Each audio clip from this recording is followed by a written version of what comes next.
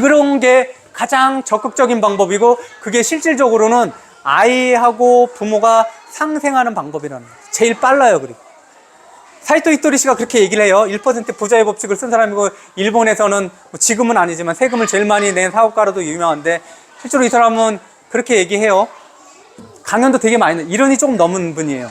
강연해서 나갔을 때 보면 이 사람은 이렇게, 학부모님들 여기서 걱정하는 게, 우리는 게임이겠지만 이 자녀들은 뭐예요? 히키코모리라고 있죠. 집에서 나오지도 않고 아이들 만나지도 않고 자기 폭해가지고 뭔가 좋아하는 거 막 이렇게 하는 히키코모리를 둔 부모님들 걱정을 하잖아요. 그럼 뭐라고 얘기하냐면, 사이토 히토리 씨가 이렇게 얘기해요. 뭐가 그렇게 걱정이냐, 이렇게 생각해 보시라.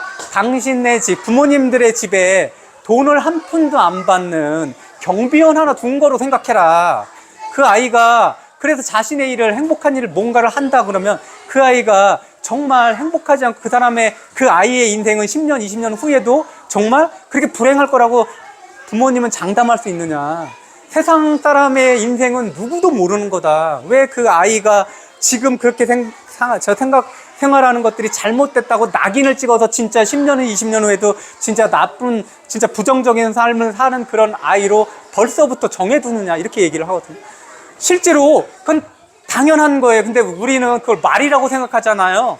근데 그 말 이전에 그렇게 생각하는 것만큼 명확하고도 강한 게 없다라는 거예요. 그런 이미지와 상을 자꾸 그리세요. 본인에 대한 이미지와 상과, 그리고 배우자, 그리고 자식에 대한 이미지의 상도 그렇게 그려나가셔야 되는 거예요. 너무 이건 말도 안 된다고 생각하시잖아요. 근데 이렇게 가는 것들은 아이를 혼내고 아이를 윽박지른다고 해서 그 아이가 제대로 될 수 있는 확률은 거의 없어요. 다른 길로 고착화시키는 거예요. 행복하게 산다는 거, 이거 다시 한번 생각해봐요. 이거는 누가 중심이냐, 아이가 생활하는 게 중심이냐, 아니면 우리가 그런 아이의 삶을 보고 있는 우리 부모로서, 야, 이거 면이 서지 않는데? 우리 아이가 대학을 대부분 다 가는데 우리 아이는 저 고등학교 나오고 땡치면 어떡하지? 그럼 면이 서지 않는, 누구가 중심인가를 한번 생각을 해보고, 언젠간 이런 게 몇 년 전에 누구의 되게 유명하신 분의 아들이에요. 첫째 아들은 되게 유명했어. 근데 둘째 아들은 직업이 없는 거예요. 직업난에. 그리고 뭘 하냐면 아버지의 건물을 관리해주면서 사는 거예요. 아버지의 건물을. 그래서 야, 저거 뭐냐? 그런 생각을 조금만 해봤는데, 다시 한번 생각해볼게요. 그 사람은 행복하지 않은 걸까요? 그 둘째 아들이 아버지의 건물을 관리해주면서 살면 안 행복할까요? 우리는 그랬잖아요. 우리는 사실 인간이기 이전에 우리는 그냥 일반적인 생명체랑 똑같다 그랬잖아요.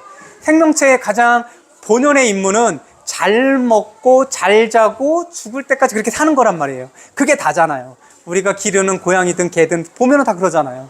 그런데 그럼 우리 인간은, 야, 인간 사람으로 태어났는데 그래도 번듯한 대학을 가고 번듯한 직장을 나와야지 행복하지 않겠어? 그래야 사람 구실을 하지 않는 걸까라고 생각하지만, 진짜 그렇지 않은 거는 너무나 많이 보잖아요.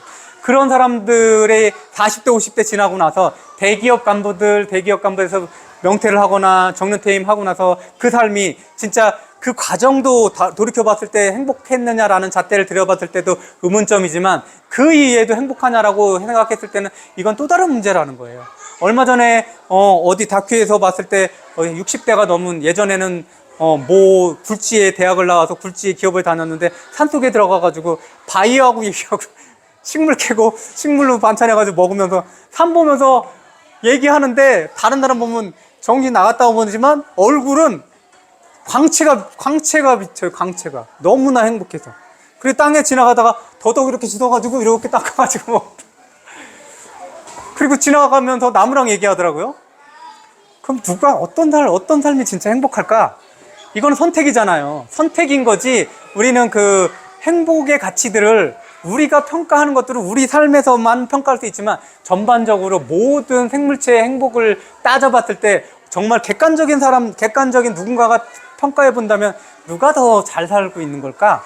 라는 생각을 해볼 수 있다는 거잖아요. 아이들이 만약에, 예전에도 이 아이들은 성인이 되기 위해서 준비 단계의 조그만 아이라는 생각을 하지 않았고, 아이는 몸이 작은 성인이라고 생각했을 때가 많았어요. 그럼 그 아이가 성인이 되지 않으면, 성인의 의식을 가지고 있지 않으면, 정말 피터팬처럼 그 똑같은 사이즈의 똑같은 정신세계를 가지고 평생을 살아가면 그 아이는 불행할까요? 그거는 그 아이의 문제일까요? 제도의 문제일까요? 자본주의를 선택한 우리나라이기 때문에 문제일까요? 그렇지 않다라는 거예요. 아무리 자본주의가 성행한다고 해도 그 정신과 그 육체가 행복하게 살아갈 수 있는 방법들은 굉장히 많다라는 거예요. 그래서 거기에 다른 이것도 좀 보태고 이것도 좀 보태고 다른 거 이것도 선택하고 이것도 선택해서 뭐 그 중간을 선택한 게 뭐 파이어족이라든지 이런 것들이 있잖아요. 그래서 우리는 이런 것들이 있어요. 아이도 그렇고 남편은 맨날 술만 먹고 들어오고 나는 다 진짜 집안에 들어오면은 일은 나 혼자 다 하는 것 같고 이러는데 그것들을 어떻게 가끔 보면 이거는 여자의 문제도 아니고 남자의 문제도 아닌데 가끔 보면 이런 느낌 들었어요.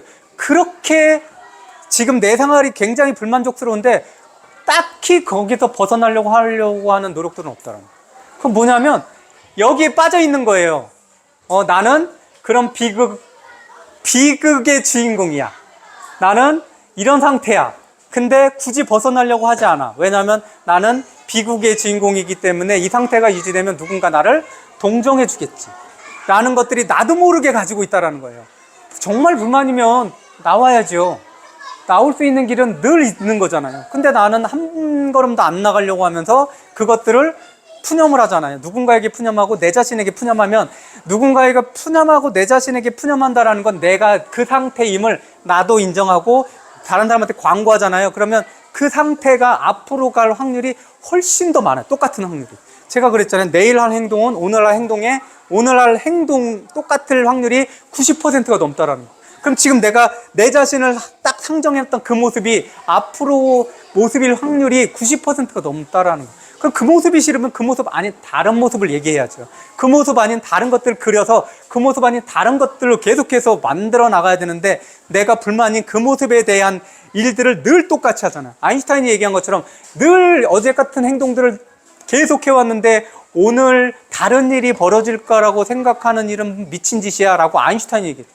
똑같은 얘기잖아요. 우리는 늘 이렇게 불만 있는 나의 행동, 정체성을 얘기하면서 거기서 똑같이 그 행동 그대로 하면 10년이고 20년 후에 어떤 모습이 나오겠어? 똑같은 모습이겠죠. 익숙하지 않은 낯선 첫 지점을 지나는 용기 반드시 필요하지 않는가.